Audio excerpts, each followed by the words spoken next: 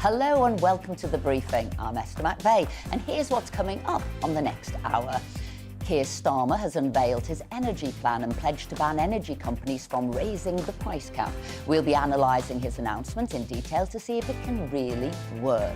And as the migrant crisis intensifies, the Ministry of Defence this morning confirmed that more than 20,000 people have arrived in the UK this year alone via boats. We will get the latest from GBNews Home Affairs and Security Editor Mark White. And Boris Johnson is still more popular than Liz Truss or Rishi Sunak, according to polling done by Opinion. We'll be speaking to a pollster from the company in what is bleak news for both leadership candidates. And give me your political briefing. Send in your views and opinions by emailing gbviews@gbnews.uk or tweet us @gbnews.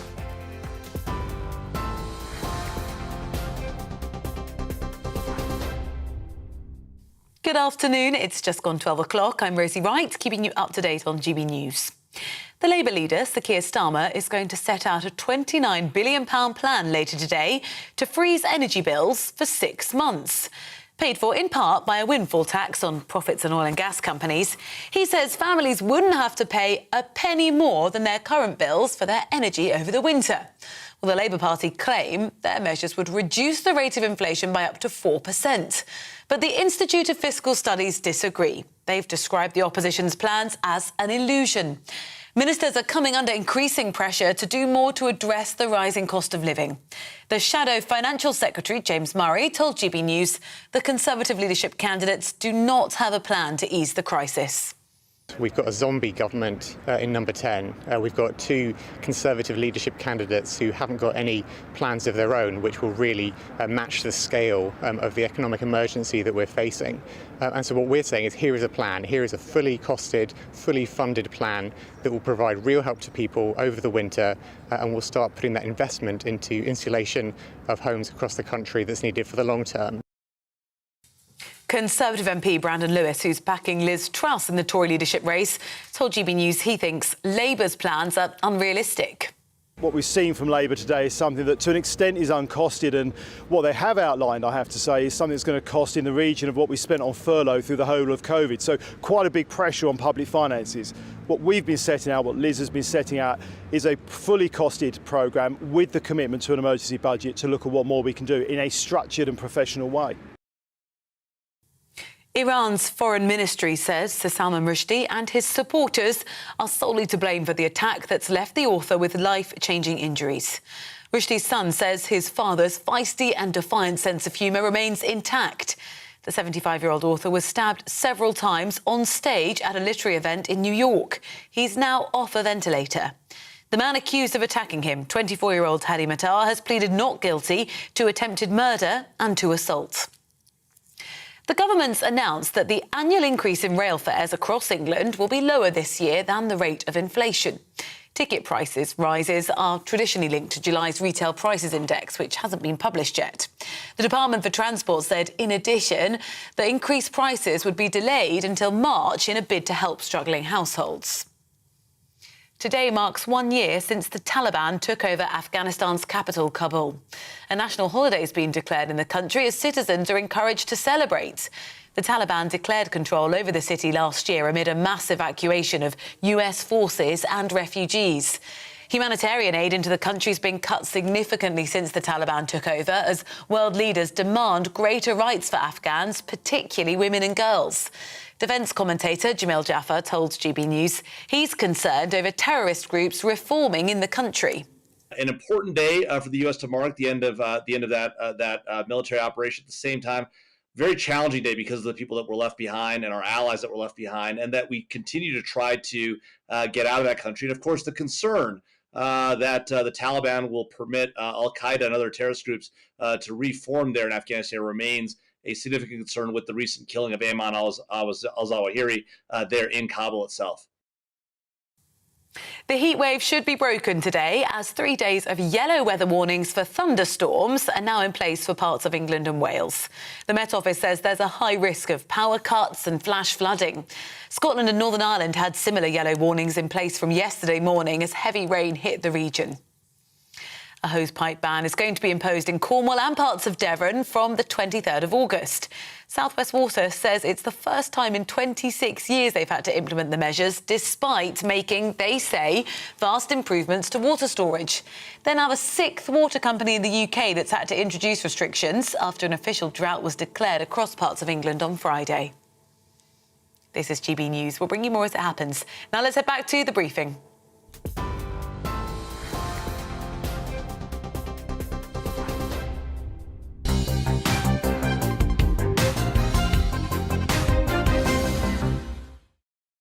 So Sir Keir Starmer has pledged that people will not pay a penny more on their winter energy bills as he prepares to unveil Labour's plan for easing the cost of living crisis. The Labour leader says his party's £29 billion energy plan will save the typical family £1,000 immediately, get energy costs under control for the future and help tackle inflation.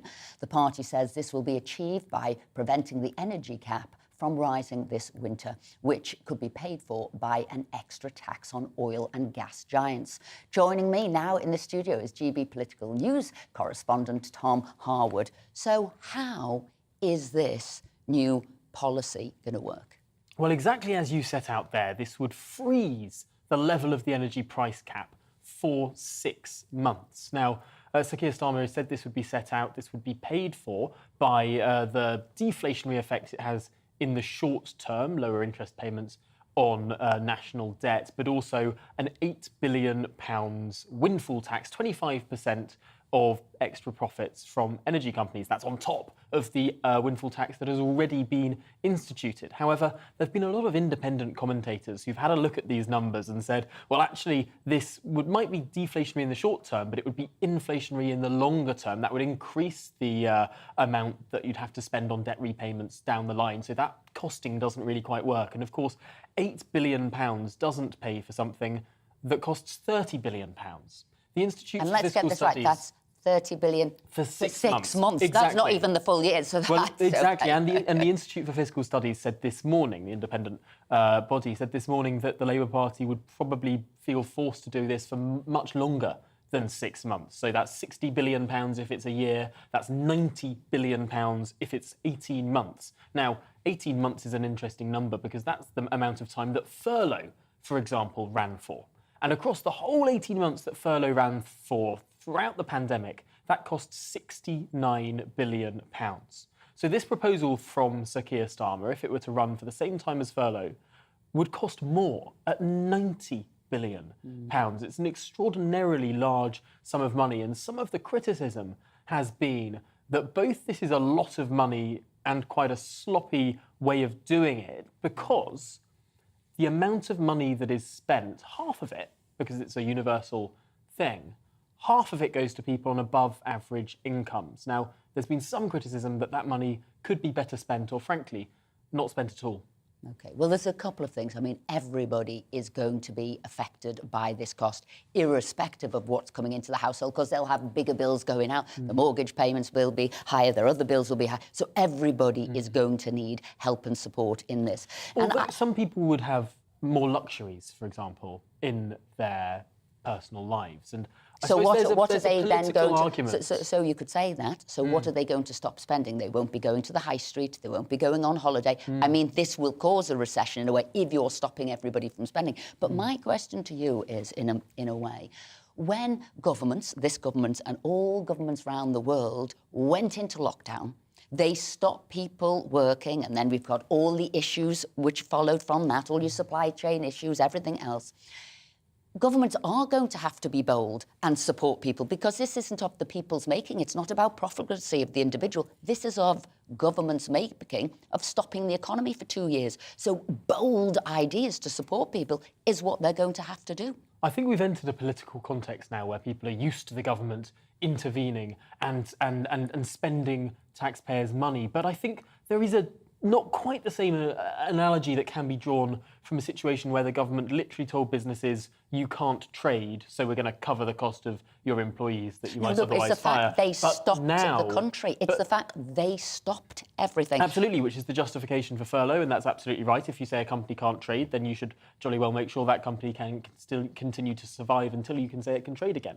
But when it comes to global energy prices, these didn't look so extreme. These looked like we might be able to just about manage even 6 months ago. The price cap estimates have risen and risen and risen because of something that our government hasn't been involved in at all, the war in Ukraine. If you stop, and it was every government, not just ours, everybody stopping all of the economies right round the world, so everything drew to a close, and then obviously opening back up. Supply shock to that, what I'm saying is every government is going to have to say, how do we look after our public? Because we are responsible for closing everything down. So all I'm saying is, did the Conservative Party, which we haven't seen yet, by either of the two front-runners to be the next Prime Minister, or those who are still in government, are we seeing something bold enough from them about how they're going to support the public? Yeah, it's interesting listening to the two contenders for the position of Prime Minister, because they've hinted that there will be more to be done, that they might be doing more. But they haven't said in any great detail what that would be, beyond what we have already heard, whether it's a VAT freeze, a green energy levy freeze, or a national insurance contribution tax cut. We have not yet heard the direct fiscal spending support that some people may get, and both candidates are saying that they would spell out the detail of that once they're already in post. Perhaps many people would say that's not good enough. And two things, I guess, you know, the two contenders have got to be mindful of. One, they can't be behind the curve with incremental additions of what they're going to spend. They usually spend up more and get no credit for it. And two, they should be concerned about a poll you've seen as well, that 3 out of 4 Conservative voters want this support. Yes, I think it's interesting, this poll that appeared in the Times today, showing that the Labour policy polls well with about 3/4 of Conservative voters. I have to say, I think, and this is just my intuition, that if anyone came forward with any sort of plan, no matter if it was this being spent, this being frozen, this being given to a company, this being given to an individual, almost whatever the plan was, I think about 3/4 of voters would support it right now. They feel like something must be done. Tom Harwood, as always, thank you very much indeed for your view on this current situation. Well, moving on to the race to succeed Boris Johnson as Prime Minister, contender Rishi Sunak has said that the UK should designate Iran's Revolutionary Guard as a terrorist organisation following the brutal attack on Sir Salman Rushdie. He also suggests that the nuclear deal that lifted sanctions against Iran could have reached a dead end. Well, joining me now is Conservative MP and Rishi Sunak backer Robert Jenrick. So, Robert, a bold move here. Can you explain to me what that actually means to designate Iran's Revolutionary Guard as a terrorist organisation? Well, hi, Esther. Iran has been perpetrating malign activities throughout the region and beyond for many years. It's one of the principal, if not the world's greatest sponsor of terrorist activities, and British troops in Iraq and Afghanistan felt the consequences of that. British citizens like Nazanin Zaghari Ratcliffe have, by being held hostage until ransoms have been paid by Iran. And now we've seen British citizen Sir Salman Rushdie brutally attacked in the United States. We don't know exactly what the motives of the perpetrator were yet, but what we do know is that he spent 33 years facing a fatwa which has been given to him, handed down to him by the Iranian authorities, and was renewed in 2019 by the Iranian authorities over Twitter, in fact. And at the heart of all of these malign activities is the Iranian Revolutionary Guard Corps, an organization which has great reach within the Iranian regime and beyond, and perpetrates these activities and funds terrorism all over the world. And we as a country have taken significant steps in recent years to prescribe terrorist organizations. Hamas and Hezbollah, for example, are the two most recent and prominent organizations that we've prescribed. That means that we don't have dealings with them. It's very difficult for those organizations to interact with the UK in any sense, whether that's having money here, raising money, having political or other activities here, its personnel travelling to the UK. It is a way of the UK putting pressure on those organisations and making it much more difficult for them to conduct business. And I think it would be very sensible now if we went to the next step, having prescribed Hamas and Hezbollah and prescribing the Iranian Revolutionary Guard Corps, as many other countries do, like the United States, for example. And once you've done that, will there be, or how do you see that being going down within Iran, and what will the outcomes be? Well, in recent years, we and other Western countries have adopted an approach of trying to negotiate with Iran. This is a very different approach to the one that you'll remember that Donald Trump took, which was one of putting maximum pressure on Iran, moving away from the Iranian nuclear deal and trying to impose sanctions to cripple their economy and put pressure on their political leadership to stop these kind of terrorist activities and stop the pursuit of a nuclear weapon.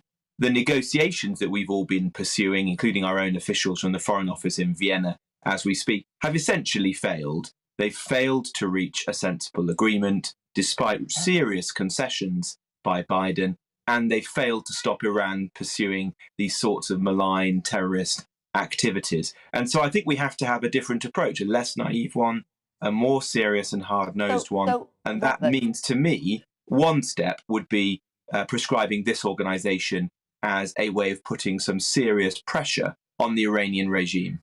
So, Robert, are we then isolating this country and not going to be dealing with it at all? And where does that take us? Most people say carry on the dialogue, carry on some sort of connection with them, diplomacy. This isolation, where's that going to take us?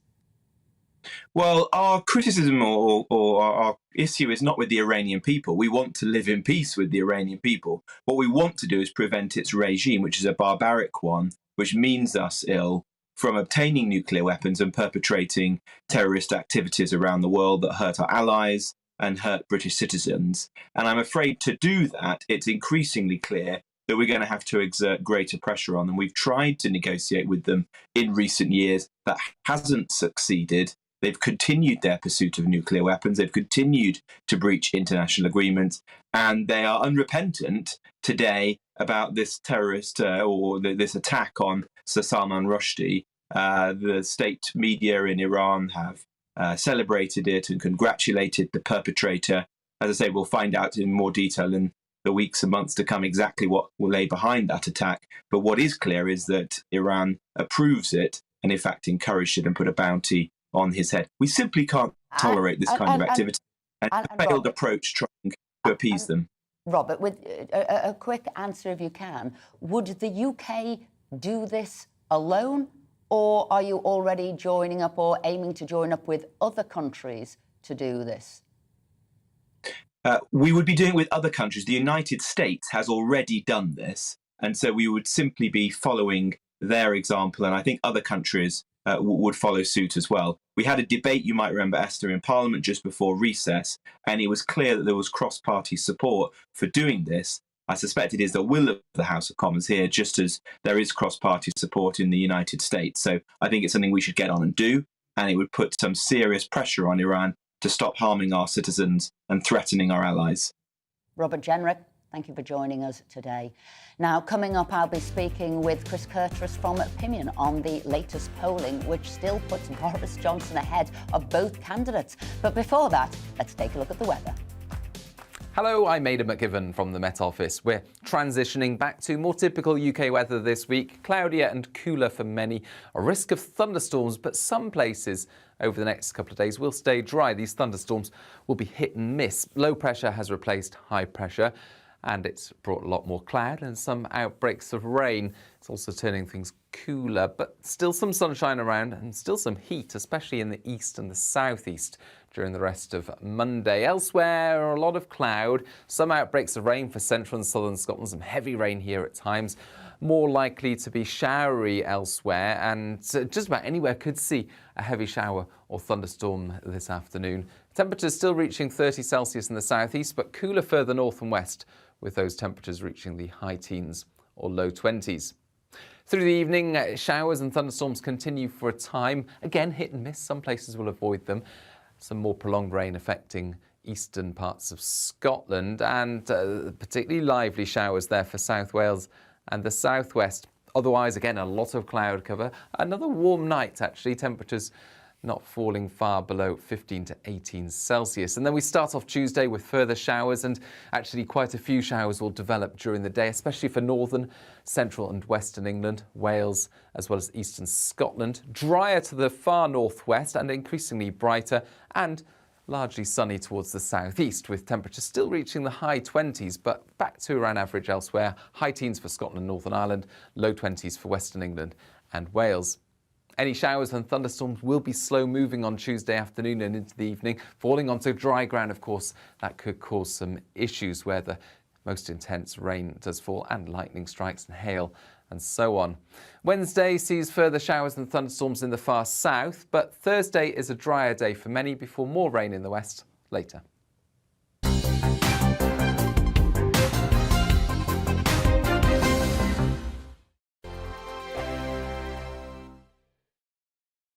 Join my show Farage, 7 p.m. till 8 p.m. Monday through Thursday, and there you will get opinion, analysis, debate, and I'll cover stories that nobody else dares to touch. You've been cancelled. Join the club. Oh my goodness me. And then for the last 15 minutes, talking pints. We're over a drink. We have a civilised conversation with someone. We very often disagree, but we do it in a grown-up way. Come and join me on Farage.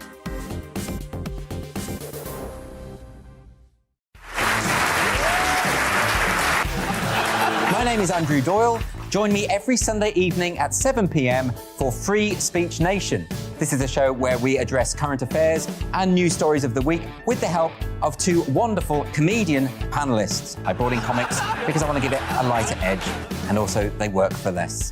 See you there.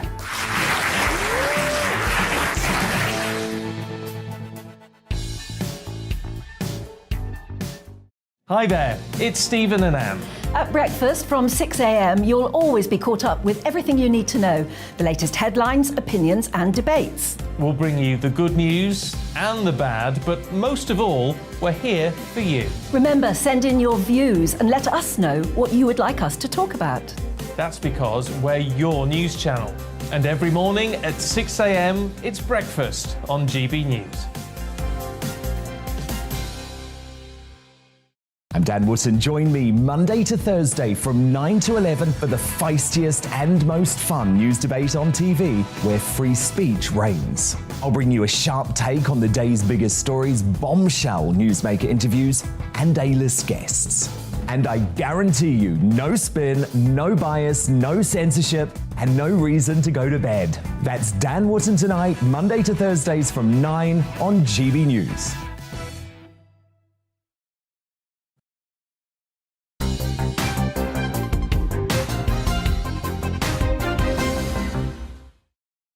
Welcome back. It's 12:23. Now, moving back to the race for number 10, Liz Truss supporter and former chairman of the Conservative Party, Brandon Lewis, spoke to GB News this morning on how he expects the next Prime Minister to deal with the energy crisis.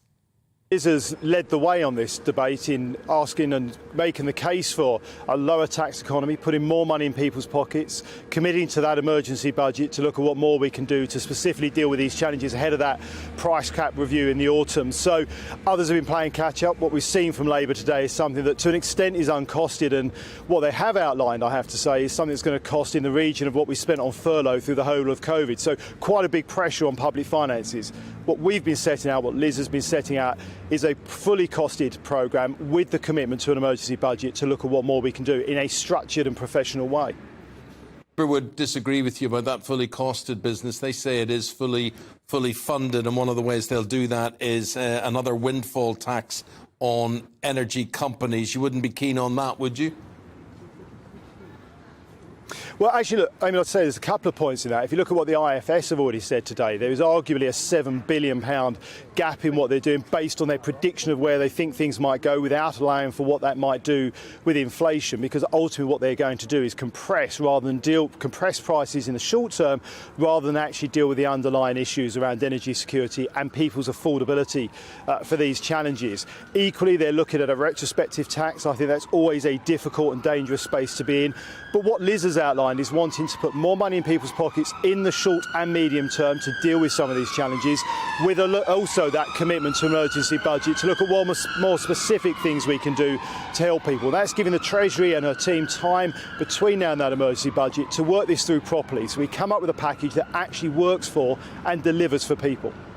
What about strategies that we've seen, let's say, in France, where the government have just enforced an energy cap? We've got a different structure, obviously, to the energy industry in France, not least for all the state ownership in France. What we've got to look at here is how we help people with the general cost of living, because what we've got to do is ensure we're not pushing up inflation. Again, Liz's plans are based on working to hold back inflation and making sure we've got more money in people's pockets. That's why she's particularly outlined those tax reductions that she has as a principle of a lower tax economy, looking to get higher growth. Yes, we want better energy security. That does take time. That's why, as I say, the Chancellor and the Chief Secretary working, who are also on Liz's team, working to build up this package of support that we can give to people with an emergency budget. So it's properly structured. But Liz has been the one leading the way on how we get more money in people's pockets from the very beginning, and we've been consistent about that.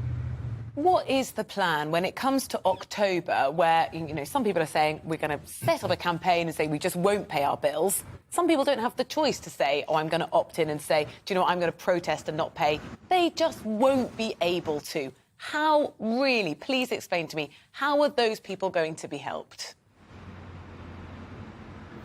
Well, you're absolutely right to identify there is a real challenge, and I see this with a constituency, my constituency, who are worried about what will be coming later on this year with where energy prices are going. And that's why what we've outlined and what Liz has outlined is we're going to put more money in people's pockets quickly. You've got the money coming through with the suspension on the green levies. You've got the reduction through the national insurance tax, removing that increase that was put in a few months ago. That puts more money directly in people's pockets. But what we're also saying, what Liz has outlined, is that she will, if she becomes Prime Minister in early September, and in the first week of September we'll know who that is, Liz will set out an emergency budget with her new Chancellor within weeks of becoming Prime Minister. So people will have that knowledge of exactly what we can do that can deliver for people and help them with these challenges, which is a global inflation challenge as well as a global energy price challenge.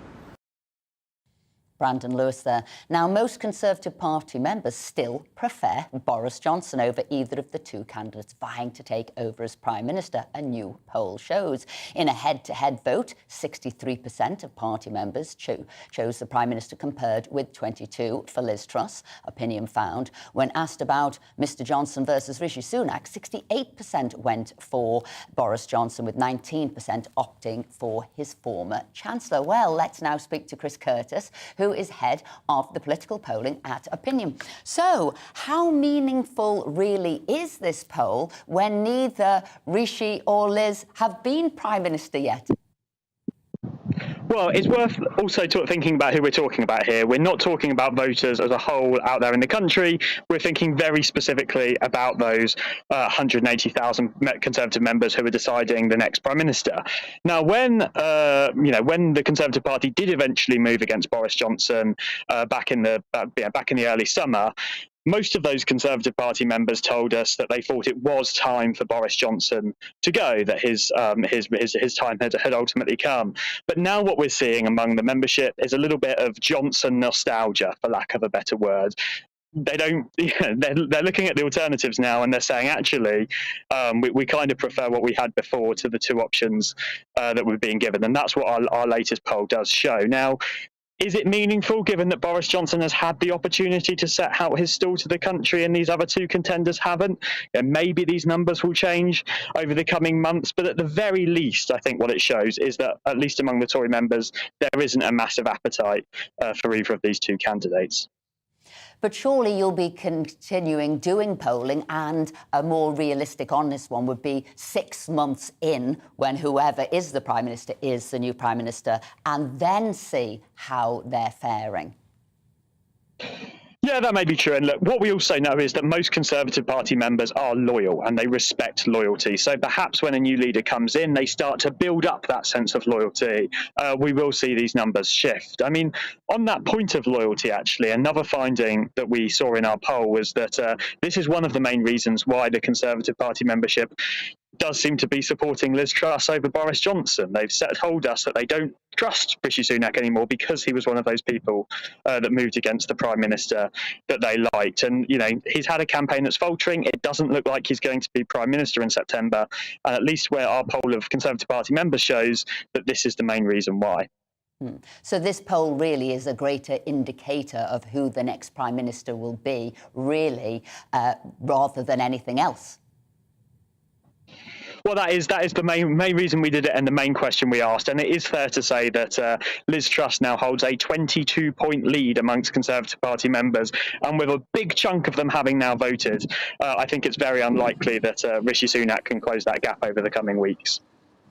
And you're polling for Keir Starmer and how they compare to him. How are you seeing that? And is it not, though, that people have already judged how they see and how they view Keir? Could he improve his standing? So I suppose as this Conservative leadership ends, we're going to be stopping talking about those Conservative Party members who's going to decide who the next Prime Minister is, and those voters out there in the country who's going to decide who wins the next general election. And, you know, partly for the reasons that you hinted at, it's very difficult at this moment in time to tell who's going to be able to, who would be better between Keir Starmer and one of the two leadership candidates. I mean, Keir Starmer's numbers are generally speaking better than the opposition numbers that we've seen for candidates before him. You know, Ed Miliband, Jeremy Corbyn, you know, they're not sort of Tony Blair levels, but at this stage, given that the difficult situation that the government's in, the difficult winter that this country is about to face, I think that, you know, Labour being in government after the next election is probably the most likely outcome.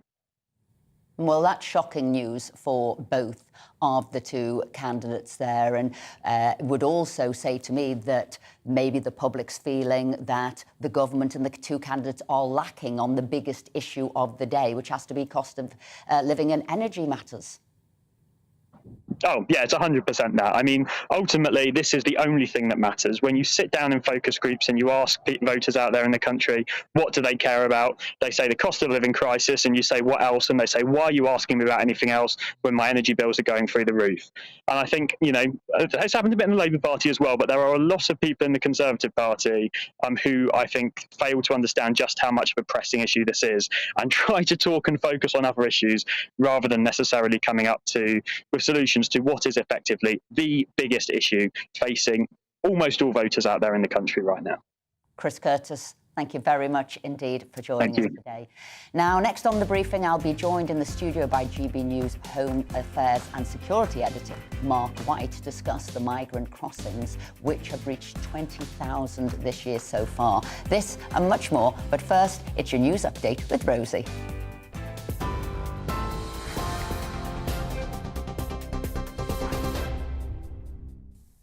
Good afternoon, it's 12:32. I'm Rosie Wright, keeping you up to date on GB News. The Labour leader, Sir Keir Starmer, is going to set out a £29 billion plan later today to freeze energy bills for 6 months. Paid for in part by a windfall tax on the profits of oil and gas companies, he says families wouldn't have to pay a penny more than their current bills for their energy over the winter. Labour claim their measures would reduce the rate of inflation by up to 4%. But the Institute of Fiscal Studies disagree. They describe the opposition's plans as an illusion. Iran's foreign ministry says Sir Salman Rushdie and his supporters are solely to blame for the attack that's left the author with life-changing injuries. The 75-year-old author was stabbed several times on stage at a literary event in New York. He's now off a ventilator. The man accused of attacking him, 24-year-old Hadi Matar, has pleaded not guilty to attempted murder and to assault. The government has announced the annual increase in rail fares across England will be lower this year than the rate of inflation. Ticket price rises are traditionally linked to July's retail prices index, which hasn't yet been published. The Department for Transport said, in addition, the increased prices will be delayed until March in a bid to help struggling households. A hosepipe ban's going to be imposed in Cornwall and parts of Devon from August the 23rd. South West Water says it's the first time in 26 years they've had to implement the measures, despite making vast improvements to the water storage there. It's the 6th water company in the UK that's had to introduce restrictions after an official drought was declared across parts of England on Friday. Parts of the UK are braced for 3 days of yellow weather warnings for thunderstorms. The Met Office says there's a high risk of power cuts and flash flooding across parts of England and Wales from today. Scotland and Northern Ireland had similar yellow warnings in place from yesterday as heavy rain hit the region. Well, it's the southwest and southeast of England that are expected to stay on alert until Wednesday. The 4 suspects thought to be involved in the downing of passenger jet Malaysia Airlines MH17 will be sentenced in November. Prosecutors say 1 Ukrainian and 3 Russian defendants helped supply a missile system that fired at the plane in July 2014, in which 298 people were killed. The Dutch court handling the murder trial announced the date of the sentencing of the suspects, who are still at large. The prosecution is seeking full life sentences. TV, online and DAB+ radio, this is GB News.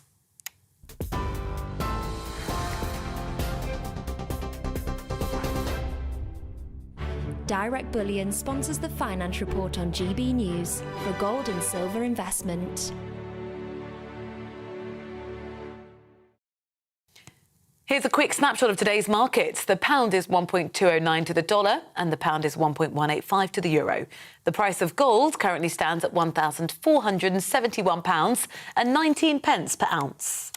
Direct Bullion sponsors the Finance Report on GB News for gold and silver investment. Join my show Farage, 7 p.m. till 8 p.m. Monday through Thursday. And there you will get opinion, analysis, debate, and I'll cover stories that nobody else dares to touch. You've been cancelled. Join the club. Oh my goodness me. And then for the last 15 minutes, talking pints. We're over a drink. We have a civilised conversation with someone. We very often disagree, but we do it in a grown-up way. Come and join me on Farage.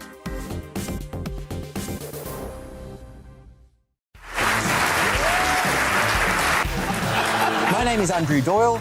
Join me every Sunday evening at 7 p.m. for Free Speech Nation. This is a show where we address current affairs and news stories of the week with the help of 2 wonderful comedian panellists. I brought in comics because I want to give it a lighter edge, and also they work for less. See you there.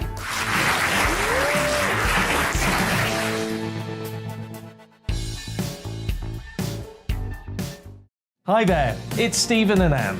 At breakfast from 6 a.m, you'll always be caught up with everything you need to know, the latest headlines, opinions and debates. We'll bring you the good news and the bad, but most of all, we're here for you. Remember, send in your views and let us know what you would like us to talk about. That's because we're your news channel. And every morning at 6 a.m, it's breakfast on GB News. I'm Dan Wootton. Join me Monday to Thursday from 9 to 11 for the feistiest and most fun news debate on TV, where free speech reigns. I'll bring you a sharp take on the day's biggest stories, bombshell newsmaker interviews, and A-list guests. And I guarantee you, no spin, no bias, no censorship, and no reason to go to bed. That's Dan Wootton tonight, Monday to Thursdays from 9 on GB News.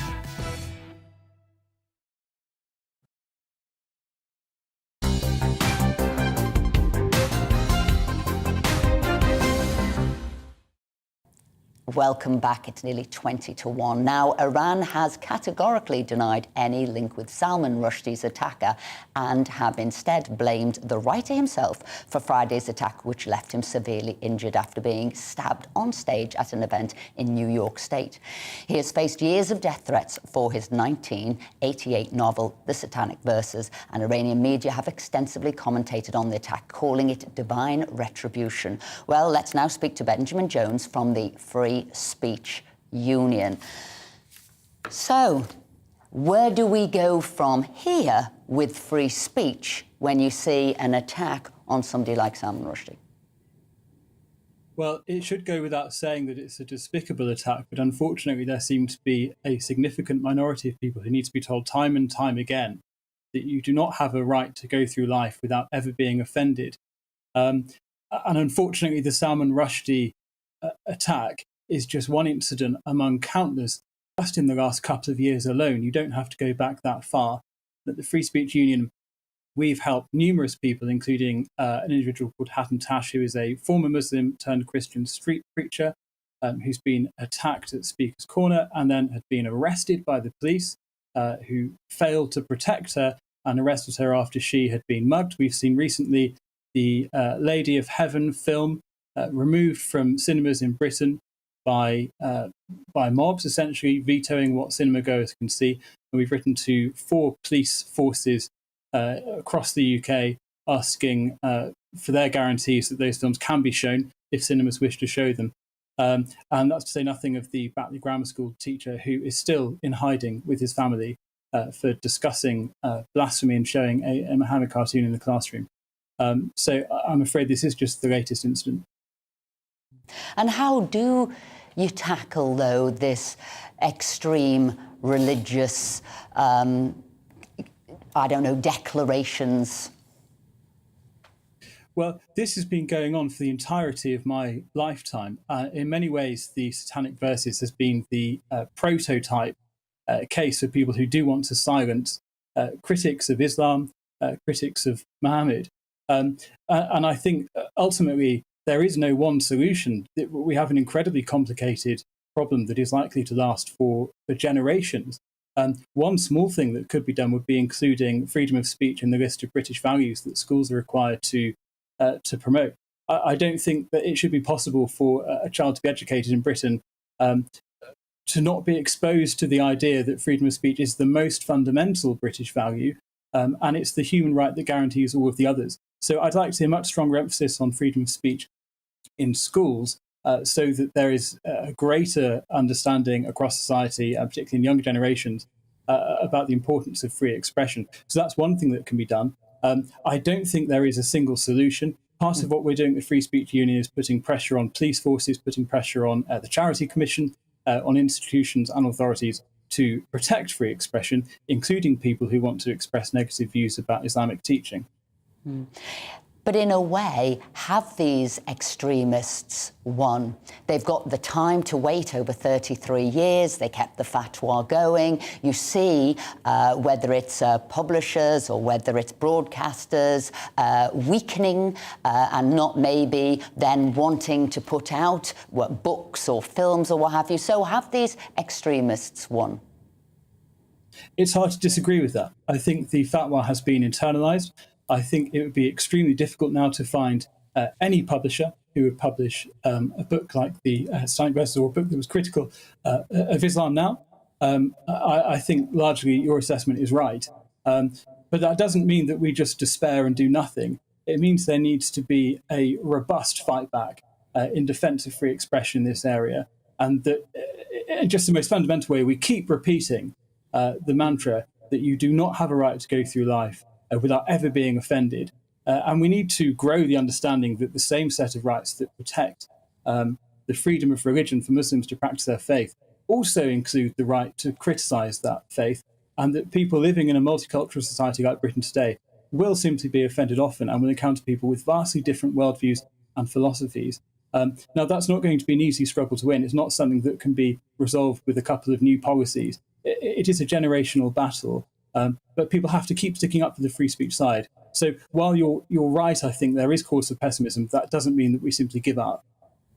Absolutely not. We've got to keep to free speech, and I actually think maybe a bit of pre-planning. If somebody is going to come out with something that possibly could be seen as offensive, what are they doing to put all of the security measures in advance so they can go forward and keep free speech alive? Benjamin Jones, thank you very much indeed for joining us. Now, new figures show the number of migrants crossing the English Channel is already double the total for this point last year. A total of 20,300 people have now arrived in small boats since January, according to government data, after a further 283 migrants were detected on Sunday. GB News Home Affairs and Security Editor Mark White joins me now in the studio to discuss those figures getting bigger by the day.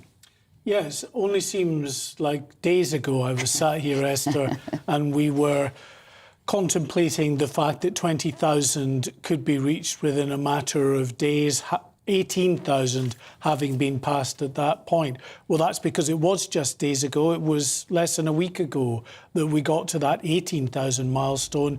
And now, of course, more than 20,000 have crossed. Within days again, we'll be at 21,000.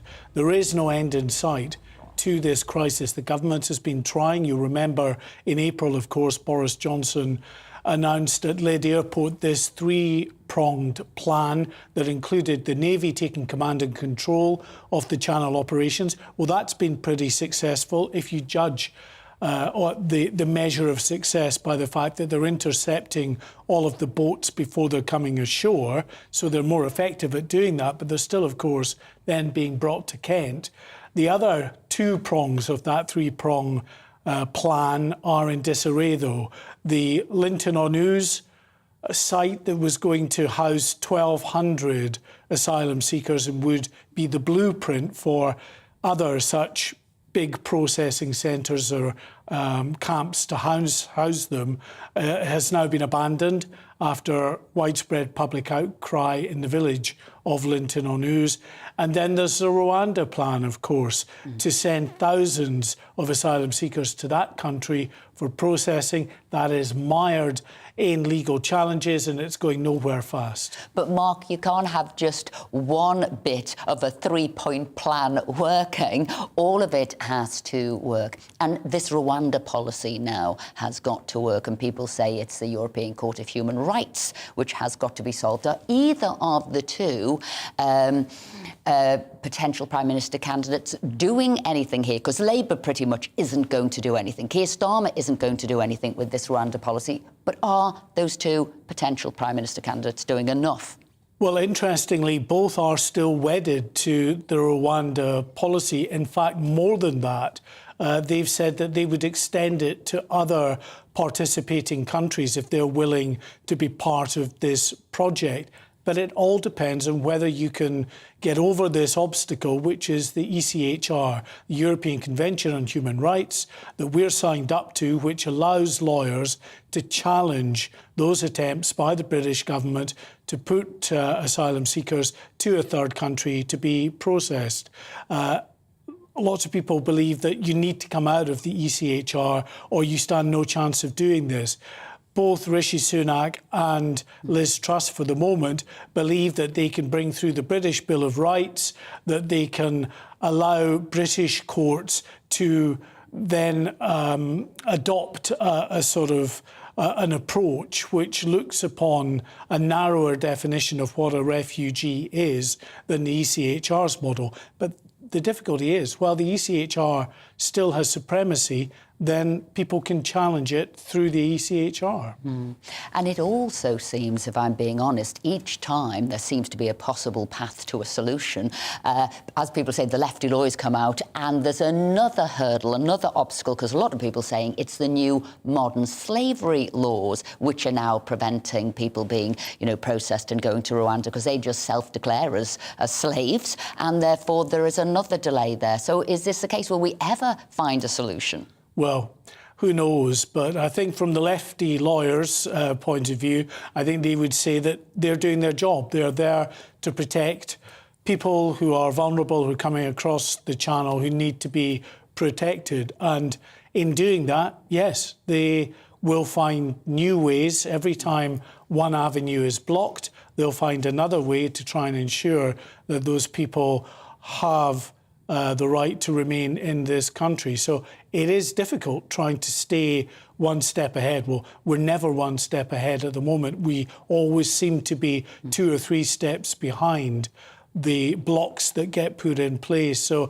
it's not going to be easy for whoever is Home Secretary after the new Prime Minister takes office. Will it be Priti Patel? Well, many people think probably not. But whoever takes on that job, if she is out of office, will have a very, very difficult job to do.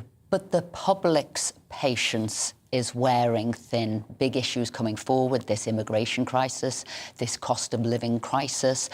There is a cost of bringing immigrants over, of housing them, putting them in hotels, and the public is saying, we took back control, we want to look after our borders, and we have to protect our country and the cost of things. What's going to happen here? Well, it's difficult to overestimate just how anxious the public is about this whole issue at the moment, because you're right, the cost of living crisis does factor into that, and also the fact that there is barely a town or city in the country that has not now had one or more hotels commandeered by the Home Office to house asylum seekers. And that means when you're talking about a small or medium-sized town, hundreds of asylum seekers who are in that town, they're unable to work while their asylum claims are being processed. So they're hanging about town centres. Clearly, that's of concern to people. The vast majority of these asylum seekers will be well behaved, of course, but it only ever takes a few who are not. So you can see why people are concerned. Add to that the fact that if you are now looking at 40,000 or so hotel rooms being commandeered every single day, it's more than £6 million the cost to the UK taxpayer. Mark White, thank you very much indeed, and see you soon. So, plans to dramatise the Duke of York's disastrous Newsnight interview have been condemned as a feeding frenzy by royal sources who have cast doubt on the accuracy of some unwelcome accounts. Concerns have been raised in royal circles that book and film adaptations of Prince Andrew's appearance will cause further distress to the Queen and the whole of the royal family. Well, place sources also claim that dramatic licence is being used, and this comes as news has broke in the last few hours that Meghan Markle and Prince Harry will visit the UK in the next few months, no doubt followed by a film crew. So joining me now is royal biographer Angela Levin to talk about what seems to be fair game now. Everybody seems to be cashing in on the royal family, but maybe it's because they've seen Prince Harry and Meghan Markle doing it. Oh, that's very interesting. I hadn't thought of this. I'm sure you had. Well, I think it's very distasteful, isn't it? And I think people should take into their heads that the Queen is 96 and she's obviously not very well, and actually rein back. I can understand less about taking films of Prince Andrew's behaviour and what happened on Panorama, because we've seen it recently, it's all there. I understand that if you're a producer, as Sam McAllister is, that you can tell people the intricacy, which I think is very interesting because it takes a long time and how it all works behind the scenes. But I really can't see that Emily Maitlis, as much as I think she's a very good programme person, we've heard it. It's not much to say. You do your research as an interviewer and then you're on television. So the two women, are they fighting each other? Are they trying to get it up? On the other hand, I think, which sounds sort of contradictory but isn't really, I think that the royal family can't really say it's unwelcome, because I think what Prince Andrew has been accused of and the mood around him has been much more unwelcome, actually. And they should, I don't think they can expect the public to behave in a way that would suit them. Right. I'm very sorry about that. But I don't think it should happen. But I don't think that a friend of Prince Andrew can say it's not been welcome. Well, certainly it wasn't, but his behaviour hasn't been either. Absolutely. But other people might say, isn't it wrong for a public service broadcaster who gets its money from the public and got an interview on the back of being a public service broadcaster should now be cashing in, or people who work for it, in this way? Well, both of them have left the BBC, of course. One is Netflix going to do it, and the other one is another company that's been set up, which Emily has joined. So cunningly or thoughtfully, or it's all just happened by magic, they've left the BBC. The BBC can't do anything about it. Then you look at it the other way and say, what were the royal family doing? What was Prince Andrew doing? Not to have it in a contract that it would only be here and would not be used in multiple formats, in multiple arenas, and make money out the back of it. So I'd say another faux pas there, not just the car crash of an interview, it's but a terrible faux pas. But And the I contract. think they say that there was no aides there who were watching and keeping an eye on what was happening. Well, I find that astonishing, really.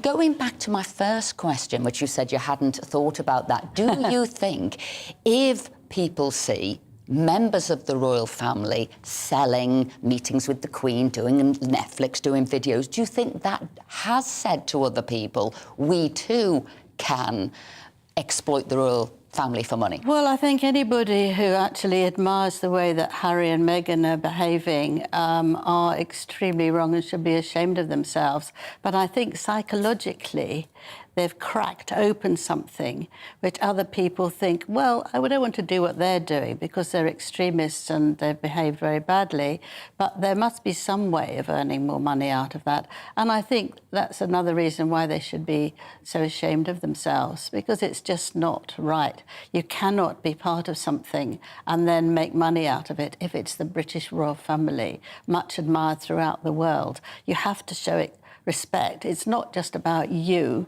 getting your face in the papers all the time or giving lectures on how we should behave about everything you can imagine, which they don't have to go with. Now, I might need a short answer on this, but were you surprised that Meghan and Harry are planning to come back? They've just announced in the last few hours, coming back in the next few months. Very disappointed. They hate us, they don't want to know us, but they want to keep in with us so they can earn more money. Couldn't be more shocking. Angela Levin, straight to the point. Thank you very much indeed. Look, you've been watching The Briefing with me, Esther McVeigh. Next on GB News is Liam Halligan, and he's back with On the Money. Don't go anywhere. Hello, I'm Aidan McGivern from the Met Office. We're transitioning back to more typical UK weather this week. Cloudier and cooler for many. A risk of thunderstorms, but some places over the next couple of days will stay dry. These thunderstorms will be hit and miss. Low pressure has replaced high pressure, and it's brought a lot more cloud and some outbreaks of rain. It's also turning things cooler, but still some sunshine around and still some heat, especially in the east and the southeast during the rest of Monday. Elsewhere, a lot of cloud, some outbreaks of rain for central and southern Scotland, some heavy rain here at times.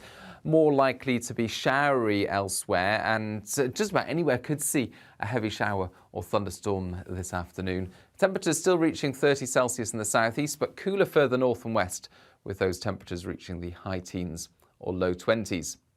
Through the evening, showers and thunderstorms continue for a time. Again, hit and miss. Some places will avoid them.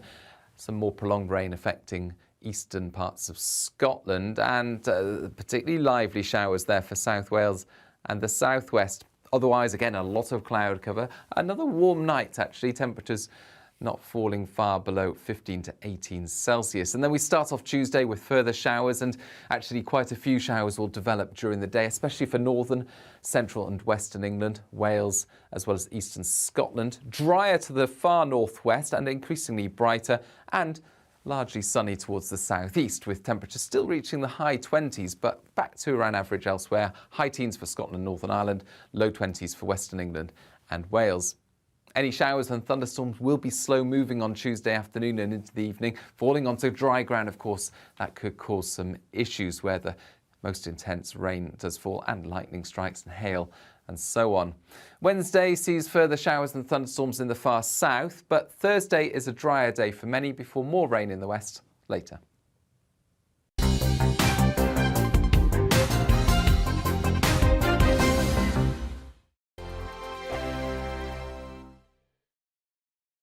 Join my show Farage, 7 p.m. till 8 p.m. Monday through Thursday. And there you will get opinion, analysis, debate, and I'll cover stories that nobody else dares to touch. You've been cancelled. Join the club. Oh my goodness me. And then for the last 15 minutes, talking pints over a drink. We have a